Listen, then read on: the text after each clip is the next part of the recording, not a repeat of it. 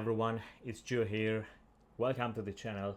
It's great to meet you in another video. Today I do have some great additions for my camera and we will be doing box openings and review of those products. Let's see what we got. So here are the two great products I have from one of my favorite brands, Neewer. One of the products is a dummy battery for my Sonyalpha 60-100 camera. So with this dummy battery, I don't have to actually wear off my own batteries for the camera. It will provide me undisrupted electric power for the camera for my video recording. Otherwise, you will have to rely on your batteries. It's gonna finish. It will disrupt your video. You'll have to stop, change batteries, and start again. We will see the product now. I think it's a great addition. And the other great product I have here on my right is the F100 HD camera monitor. It comes with the battery charger, and of course, very nice protective and carrying case. This was the bundle.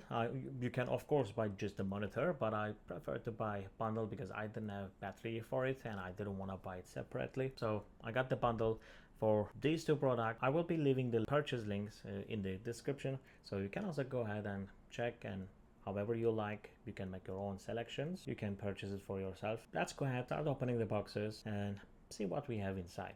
Why don't we start with the dummy battery first? Here, I'm just gonna move this aside. Let's start with this one.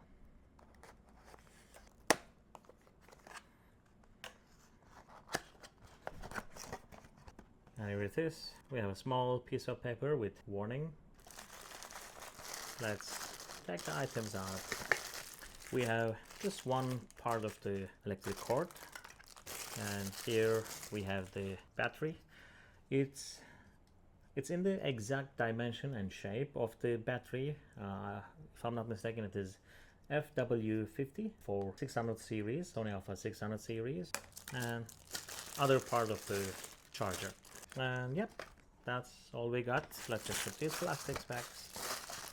So here it is, three pieces, all we have. Let me show you the original battery of 60-100. We just compare the size and dimension of it.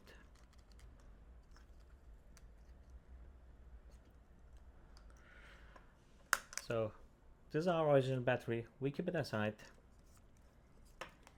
and let's put it in the camera. So it's gonna be on the same direction. You just insert it and it stays.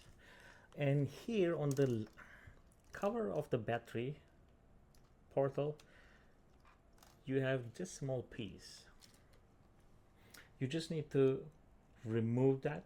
I mean, not remove it, just pull it outside so it comes loose. So that way you can just, when you close it, you can close it on the cable. And what you need to do now, you just need to connect it to the charger and other end of the charger, and that's it. You're just gonna plug it to the electric socket and it will provide you the undisrupted power for your camera. So let's go ahead, turn it on and see. I hope it doesn't fry the camera.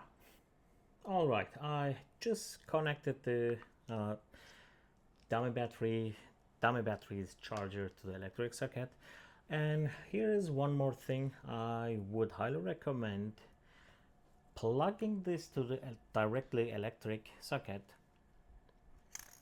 before you put it in the camera.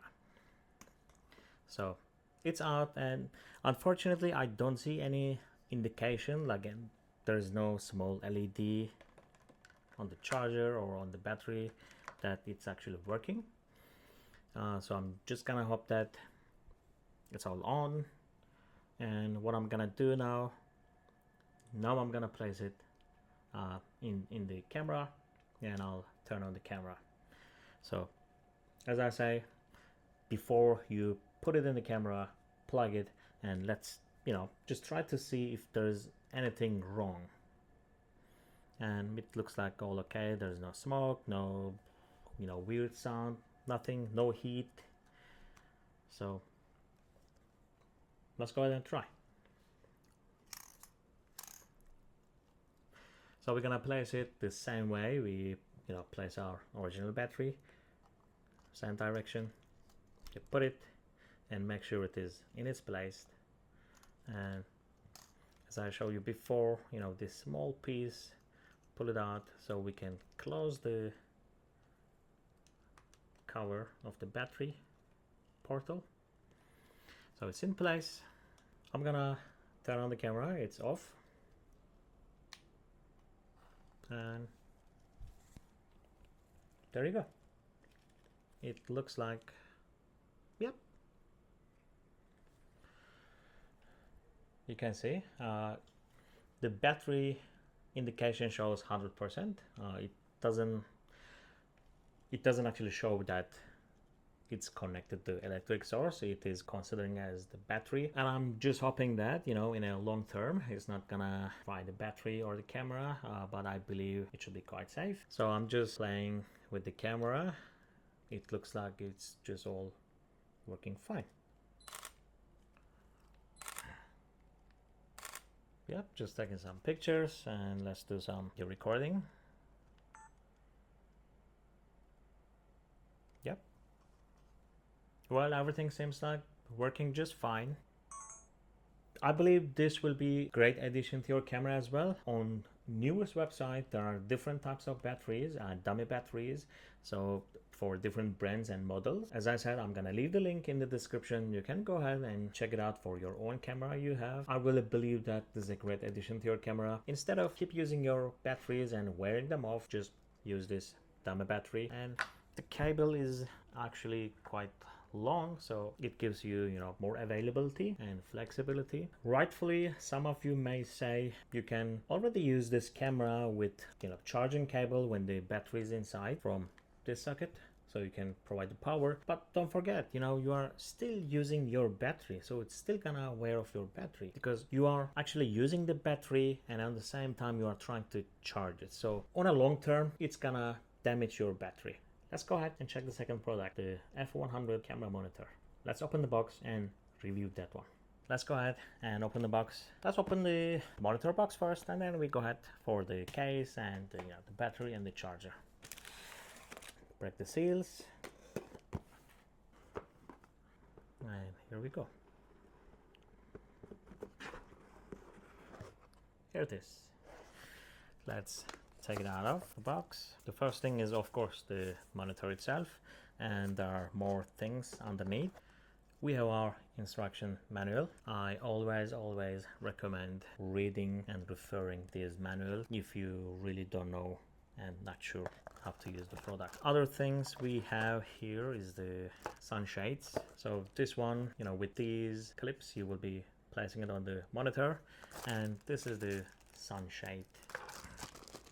And we have HDMI cable with normal size HDMI and I think micro HDMI. This should be mini HDMI. And we have some other parts inside. We will open these packages and see. And we have the 360 adjustable, movable ball head.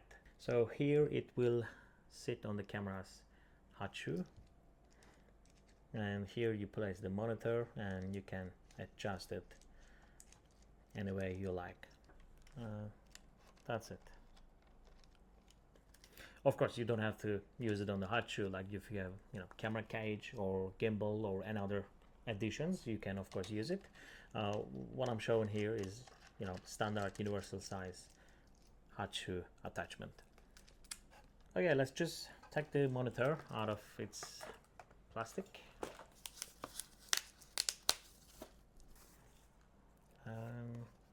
Voila. This model F100 is not touchscreen. It has control buttons just down here, and as you can see, like, it's size of my hand. It's not so big, it's not so small. I think it's just great size. And behind here we have the V mount for the battery. We're gonna put it here, and here we have the connections. We have the DC 12 volt socket here, HDMI, AV. We also have the headset in. We have OSD controller, and it says USB upgrade, so we have the USB here. We can connect it for any available upgrades. Before we go ahead, assemble it and give it a try, let's move on to the other things we have here. So we have the battery. It is F550 type battery. Let's open it. We have the instruction paper and we have the battery. Here we have the battery charger. Let's open that as well. Inside we have the instruction manuals, and here we have the charging cable. It's USB-A to micro USB, and the charger. So you just slide it onto the plate like this, and by using this cable I believe you can charge it through your laptop or another USB-A socket, or you can always use your camera's charger adapter. We have the requirements on back of the charger. Input should be micro USB 5 volt 2 ampere minimum, and output of this charger is 8.4 volt and 800 milliampere. And after it is charged, to remove it we just need to slide it. There you go. Let's open our case and see how it looks inside. It is with small handle, that's great. It's somewhat rigid case, it's not soft material, so you don't damage the screen. Okay, first we have more instruction manuals, and here we have the elastic net. We can put the cables here.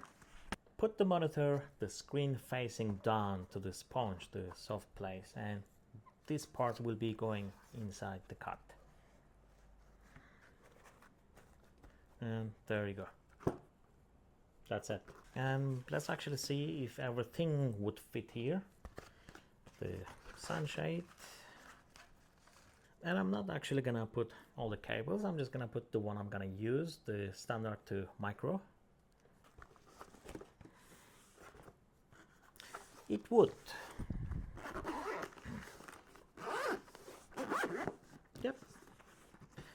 I mean, with the sunshade, it's kind of making it a little bit bulky, but it doesn't stop you from zipping it up. So it's close and it's not so heavy. We have the monitor, battery, sunshade, and our HDMI cable in the protective case, and we are ready to go and film. So now it's time to go ahead, put the battery in the monitor and assemble it to the camera and give it a try. Let's go ahead and do that. Okay, we're gonna slide in our battery, and that's it. Even with the battery and the ball head, it's not so heavy. I do have a sensitive kitchen scale. I'm just gonna scale it and see how much it weighs. It might be important for some of you who has gimbal and you wanna use it with your gimbal. So altogether, with the sunshade frame, ball head, and the battery, 533 grams. So this is something you may want to keep in mind if you want to use it with your gimbal. Alright, let's go ahead and turn it on by pressing the power button here. After you put the battery, you can see the red indication on the LED, and there we go. It goes blue after we press the power button, and here it's already on and shows us no signal. So we go ahead and plug our HDMI cable and turn on the camera.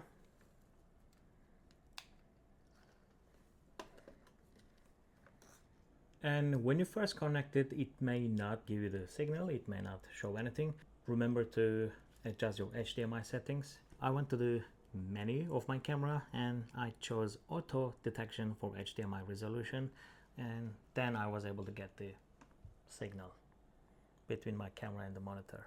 The video quality is not so bad, and the video transmission, like, there's no lag, so it is great. Like, you can use this monitor for filming, and you can of course use it for taking pictures. It is, having a bigger screen for focusing. It is a great addition. So let's just go ahead over these buttons, the functions of these buttons. What do they do? Starting from left side, first button we have is mode. When you click, it will change the input signal. One click, it is in AV mode and no signal.